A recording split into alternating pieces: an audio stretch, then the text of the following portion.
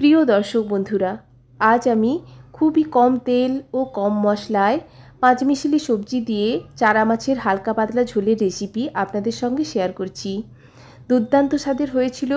গরম গরম সাদা ভাতের সঙ্গে খেতে অসাধারণ লাগে। অবশ্যই রেসিপিটা ট্রাই করবেন। বাচ্চা থেকে বড় সবাই এটা খেতে পারবে। খুবই স্বাস্থ্যকর, খুবই কম সময়ে তৈরি হয়ে যায়। মাত্র 10 মিনিটেই আপনারা এটা বানিয়ে নিতে পারেন।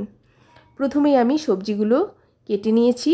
বাটিতে কেটে নিয়েছি আলু, পটল, ঝিঙে, বেগুন ও পেঁপে।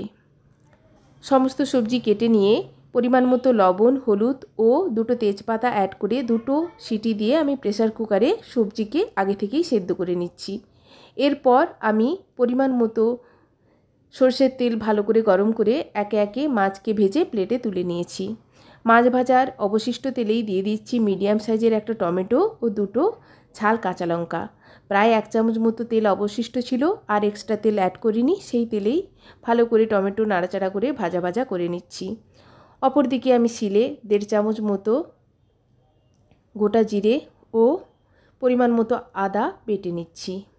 শিলে বাটা মশলার একটা অন্যরকমই স্বাদ হয় তরকারিতে। সেই বাটা মশলাই আমি অ্যাড করছি।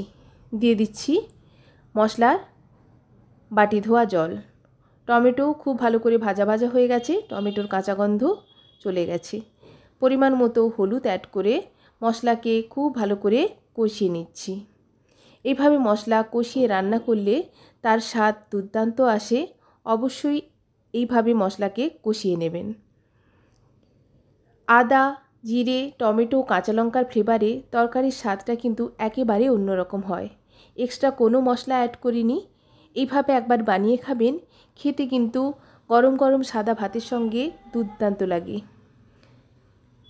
এরপর আমি অ্যাড করব প্রেসার কুকারে সেদ্ধ করে রাখা সবজি। দেখেই বুঝতে পারছেন মশলা খুব ভালো করে কষানো হয়ে গেছে, মশলার কালার চেঞ্জ হয়ে এসছে। দিয়ে দিচ্ছি সেদ্ধ করা সবজি। সবজি দেওয়ার পর ভালো করে নাড়াচাড়া করে সবজি মিক্সড করে মিনিট 2 ফুটিয়ে নিয়েছি, যাতে করে মশলার সম্পূর্ণ ফ্লেভারটা তরকারির মধ্যে চলে আসে। এরপর অ্যাড করে দিচ্ছি আগে থেকে ভেজে রাখা চারা মাছ। মাছ দেওয়ার পর আমি আর বেশি ফোটাইনি, কয়েক সেকেন্ড ফুটিয়ে নিয়েছি। বেশি ফোটালে মাছ নরম হয়ে যাবে। কয়েক সেকেন্ড ফুটিয়ে গরম গরম সাদা ভাতের সঙ্গে সার্ভ করুন।